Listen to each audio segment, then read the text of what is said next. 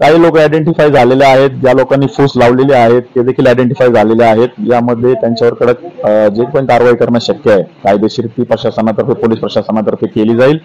आपल्या माध्यमातून नागरिकांना मी फक्त एकच आवाहन करेल की हे दोन्ही आंदोलनं सदर संपलेली आहेत. सध्याची कोल्हापूरमधली त्याचबरोबर विशाळगड त्याचबरोबर शाहूवाडी तालुका येथील परिस्थिती नियंत्रणामध्ये आहे, परंतु आम्ही बारीक लक्ष ठेवून आहोत. अतिरिक्त बंदोबस्त दिलेला आहे व या सर्व घटना घडल्यानंतर जे गुन्हे दाखल करणे, आरोपी आयडेंटिफाय करणे आणि अटक करणे ही प्रक्रिया सुरू करण्यात आली. जे कायदेशीर आहे, कायद्यापुढे सर्व लोक समान आहेत. कोणाच्या नेतृत्वाखाली काय रवींद्र पडवळ म्हणून आहेत पुण्यातील. 29 जून पासून त्यांनी पायी पदयात्रा काढलेली होती विशाळगड मुक्त व्हावा, अतिक्रमण मुक्त व्हावा यासाठी.